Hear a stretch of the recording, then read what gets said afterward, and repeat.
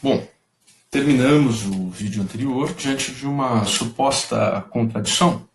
A contradição de que Cambises teria, ao mesmo tempo, sido extremamente respeitoso com as tradições locais, ele tentou adotar os títulos e o protocolo real egípcio, foi super atento aí, virou reitor da Universidade de Sais, ao mesmo tempo pediu que se desenterrasse o cadáver de Amasis e o açoitou publicamente. Né? Isso serviu bastante para a propaganda grega anti-persa. Né? Essa informação foi colhida por Heródoto, né, quando visitou o Egito. Né? E, muito curiosamente, exatamente depois que Inarus se revoltou contra o poder aquemênida, né, o poder persa, como também são os persas chamados, como aquemênidas, né, é, mas ao mesmo tempo a gente tem ali esses relatos sobre, enfim, essa extrema amabilidade com a qual Cambises tratou os egípcios. Então, por que haveria essa contradição? Né? De acordo com as normas do mundo antigo, né, o Egito pertencia agora à Pérsia por direito à conquista. Né? E só que, se for pegar um pouquinho antes, o Egito ele tinha sido derrotado em Caxemes no ano de 605 a.C. por Nabucodonosor. O que isso implica? Nabucodonosor, rei da Babilônia, ele já tinha derrotado o Egito. Ele só, vamos dizer, não chegou e invadiu efetivamente o Egito e ocupou o Egito. Tampouco Nabucodonosor, tampouco Nabonido, né? O colaborador ali de Ciro e depois que foi derrotado ali, né, pelo próprio Ciro. Então, o Egito, supostamente, ele estava ligado à Babilônia. Esse é o motivo pelo qual, no momento em que sai do Egito, no momento em que Cambises sai do Egito, no ano 522 a.C., os documentos de papiro escritos em egípcio popular, né, registram que ele estaria no seu 8º ano. Mas a gente viu, por exemplo, que ele chegou, fez as incursões dele no Egito entre 525 e 524 a.C. Como que seria o 8º ano, né? Por que se adota o ano de 529 a 530 a.C. para registrar exatamente o reinado de Cambises? Sendo que o reinado de Cambises inicia exatamente nos anos 529 a 530 a.C., que é quando falece, né, o Ciro II, como a gente consegue ver aqui. Né? A questão é exatamente essa. Se, desde Ciro II, a Babilônia, como a gente vê aqui, já tinha sido tomada e já fazia parte do Império Aquemênida, do Império Persa, e a Babilônia, em 605 a.C., tinha tomado o Egito era considerado uma parte do Império Persa, já. E o fato de existir um faraó como Amasis era o fato de que existia um usurpador do poder pontualmente naquela região. Mas aquela região, ela era do Império Persa. Então o Persa ia tratar aquela região, e não por um acaso ele vai para Sais, ele respeita a cultura local, tudo. Ele ia tratar como os persas sempre trataram as outras religiões e outras regiões com extremo respeito. Só que o Amasis em si era uma personagem usurpadora. Então esta personagem ia ser desenterrada e açoitada publicamente. Tá?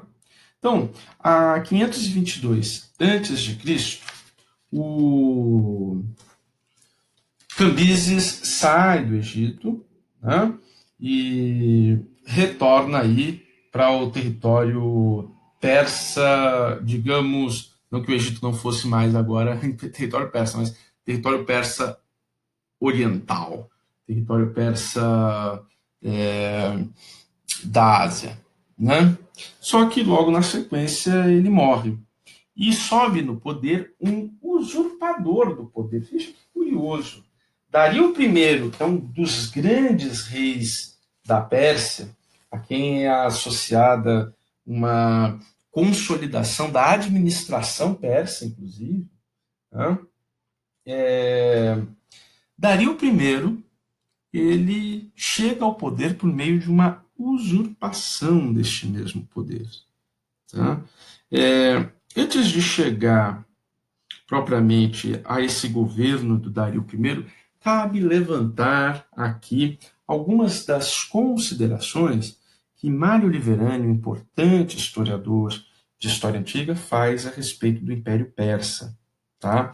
E principalmente a respeito dos grandes precedentes e de grandes modificações que esse Império Persa traz, porque a gente quando vê, né, o que ele representa em termos de transformação estrutural, a gente às vezes não compreende a dimensão do que foi essa mudança de eixo de poder. E talvez este mapa consiga nos mostrar isso muito bem. Como é que era o mundo do segundo milênio antes de Cristo? Como é que era o mundo daquele império universal, né? O mundo do antigo milênio, do segundo milênio antes de Cristo, ele era conformado por diferentes unidades.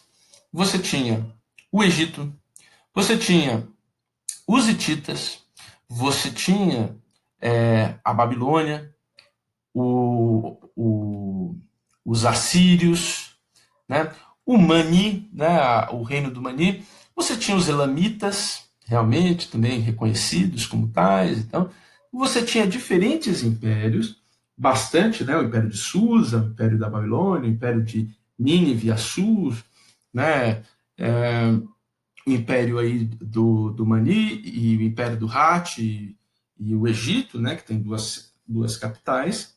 Então você tem importantes centros político-administrativos, né? São os 5 grandes impérios, além deles alguns reinos médios, o Garit, outros mais localizados aqui e ali, enfim, né? E pequenos grupos, como o corredor sírio-palestino, que a gente tem aqui, enfim. Isso eu estou falando no segundo milênio antes de Cristo, estou falando na Idade do Bronze, tá? O que este primeiro milênio antes de Cristo, né? O que essa sociedade ela altera? Primeiro que se conforma uma grande unidade imperial, um império universal multipolar. Todos os antigos contrastes existentes entre aqueles diferentes reinos são redimensionados, né? Entre as planícies, como a gente vê aqui, as planícies sírio-mesopotâmicas, vejam aqui, a planície sírio-mesopotâmicas. E os planaltos, aqui o planalto do Irã, esse planalto aqui da Turquia, né? Anatólia, né? A diferença vai se diminuir. Por quê? Porque todos agora estão submetidos a uma mesma unidade política. Uma mesma unidade política. Todos eles estão submetidos a uma mesma estrutura. As encostas que antes ofereciam um grande problema, que era a encosta dos Agros, que a Cordilheira dos Agros, que era um limite para aqueles impérios da Síria, da Babilônia, que de vez em quando a gente vê, por exemplo, as brigas que ocorriam né? A gente vê a Estela de Naramsim, do Naramsim Arcádio lá lutando contra os povos Luluba, enfim, isso se altera, tudo isso se encontra numa mesma unidade. Elas deixam de ser, essas encostas, uma fronteira política e etnolinguística. E isso é muito doido. A travessia decisiva não é feita mais pelos povos da planície para cá, mas ela é feita agora da montanha para cá. Quem é o povo que está mandando? É o povo que nasceu nas montanhas e que veio para a planície. Antes, o que a gente tinha? Eram os povos das planícies, principalmente aqui a Babilônia e a Assíria, né, que tinham um predomínio nessa região central, digamos assim. E tinha os povos pequenos, povos montanheses, né, pequenos, que de vez em quando atacavam. Agora, e principalmente com a incorporação de grandes centros urbanos, como o fizeram os persas, não os medos. Por isso que a gente não fala que os medos concretizaram o império, mas os persas. Quando foram incorporados grandes centros urbanos, como a Babilônia, ou centros egípcios, enfim, a própria cidade de Sardes, que, como eu falei, já tinha a circulação de moeda, enfim, houve uma confusão, uma conformação de um Estado que misturava o elemento montanhês com o elemento urbano. A relação centro-periferia se altera significativamente. Aquilo que era centro se torna dominado. Aquilo que era periferia se torna dominante. O centro político do mundo passou a ser a região periférica, né? E adquire essa centralidade precisamente porque os vários polos de agregação, os vários centros do mundo que existiam, né, como a gente falou aí, tinham sido englobados em um único mundo. Em um único mundo. Um mundo muito mais amplo. Né? E aí, o centro de gravidade se situava mais em um deles. Né? Na intersecção entre todos eles é que se situava esse centro do mundo. E o fato de todos eles estarem juntos é que se situava esse centro do mundo. Né? Então, toda essa relação centro e periferia se altera com os persas. Né? Na dinâmica propriamente que vai começar a se consolidar dentre as antigas ideologias imperiais, o Império Persa ele continua, né, a utilizar aquela dinâmica de uma lógica centrípeta de recursos, ou seja, uma lógica que traz os recursos para o centro. Mas vamos lembrar, o Império Persa ele não é um império que escraviza, ele não é um império que submete, como é o Império Egípcio, ou o Império Babilônico, ou o Império Assírio. Ele é um império que ele vai cobrar impostos. Ele cobra impostos com base e daí ele vai depois, principalmente no seu contato aqui com a Lídia, vai estabelecer também ele uma moeda, né? E aí esses impostos estão baseados em pesos e medidas, que são cada vez mais estabelecidos de acordo com uma normativa. Né? Então, se estabelece inclusive uma moeda, ainda que o sistema de trocas local seja respeitado como tal, né? Haverá uma moeda que regirá a todos, que será o dárico. Por isso que a gente está falando sobre isso, porque daqui a pouquinho a gente vai falar de Dario I. Né? Mas, de qualquer forma, então há uma dinâmica centrípeta de recursos, os recursos chegam ao centro, fosse esse centro Passárgada, na época, de Ciro II e de Cambises fosse se sendo Persépolis, a partir de Dario II, né? Cada povo contribuía com aquilo que ele tinha de mais expressivo, com aquilo que ele tinha de mais importante. Então, o lápis lazuli volta a fluir, o estanho volta a fluir lá do Afeganistão, né? O Chipre volta a aportar cobre. Diversos povos vão aportando seus diferentes recursos. E, ao mesmo tempo, os serviços éticos e políticos partem daqui. Que serviços são esses? O famoso serviço postal persa, isso é muito elogiado pelos gregos. O serviço de estradas, os persas vão estabelecer uma forte rede de estradas. Por que essas estradas são importantes? Lembre-se que eu falei que os persas tinham um forte cuidado de cavalos, né, no interior.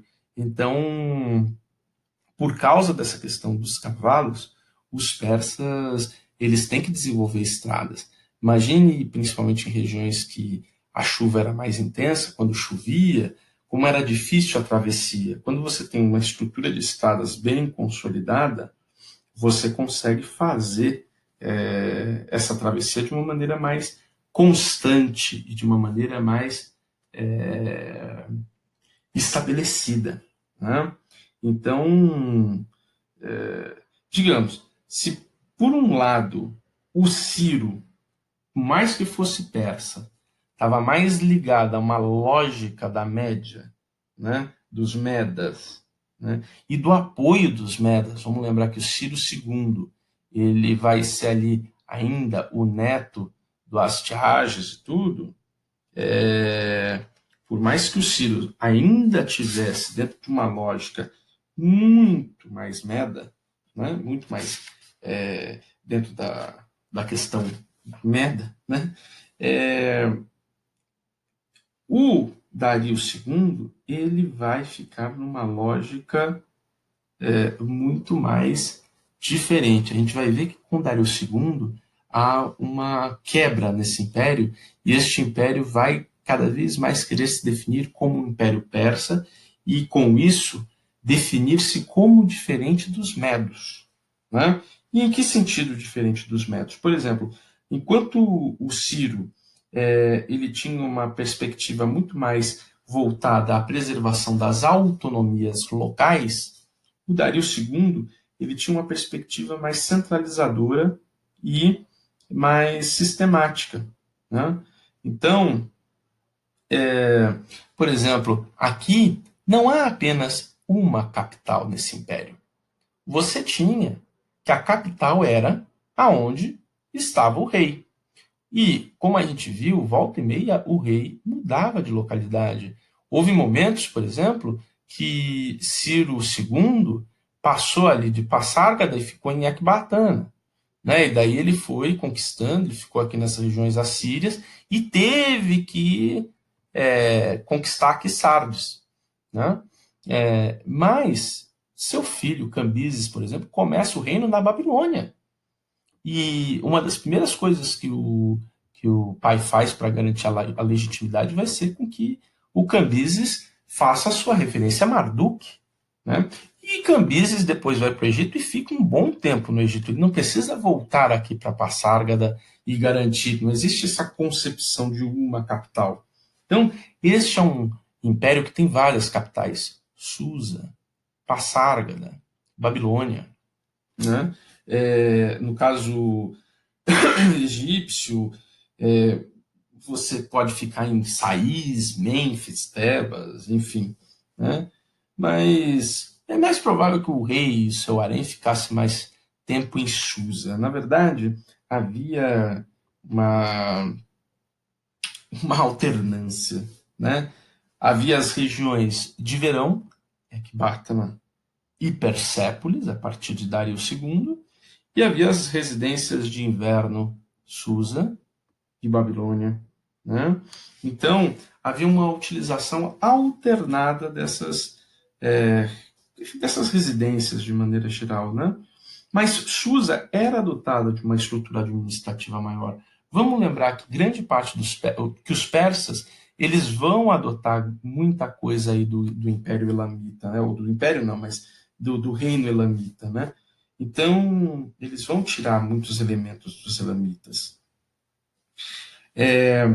Parsárgada e, sobretudo, Persépolis, que estão aqui, foram construídos com grandes complexos cerimoniais. Suas formas, arquiteturas, né, e elas têm dimensões hiperampliadas, elas imitam formas da tradição urartiana. Cadê Urartu? Urartu está um pouco mais para cima aqui. Mas eu tenho uma outra imagem aqui que mostra Urartu para a gente. Urartu, Urartiana e Meda. Né? Então, tanto Persépolis quanto Passárgada trabalham. Aqui só tem Passárgada. Tanto Persépolis quanto Passárgada trabalham com essa perspectiva urartiana e médica. Tá? Os mestres e artesãos provindos da Mesopotâmia e do Egito, e por vezes até da Lídia, da Jônia, enfim, né? Eles criaram complexos palacianos como expressão do Império Universal e de seus vários componentes. Né? E não é por um acaso, e a gente volta então à Estela do Ciro, não é por um acaso que a Estela do Ciro seja tão... tenha referências de tantos impérios. Veja, aqui a gente vê o assírio, aqui a gente vê elementos aí do babilônico, né? Não vamos ver o egípcio, porque quem vai tomar o Império Egípcio vai ser justamente o Cambises, formalmente falando, né? Mas nós temos aí que essa estela ela vai ter uma composição de diferentes espaços, né? Então, veja que isso reflete em parte, né, essa ausência de capital, reflete em parte os sinais da origem nômade e guerreira na realeza iraniana. Né? O fato de você não ter um centro de império, ou melhor, que o centro do império é onde está o rei, e o rei move-se muito por causa das campanhas militares, mas também por causa de viagens pacíficas, fortificação de cidades, enfim, leva a que a gente chegue à conclusão que isso tem muito de diálogo com essa tradição nômade da onde vieram, né? O problema linguístico em breve vai ser evidente, né? Porque você não tem uma língua escrita propriamente dos persas, né? O império é extremamente multipolar. Você tem inscrições em elâmico, babilônico, né?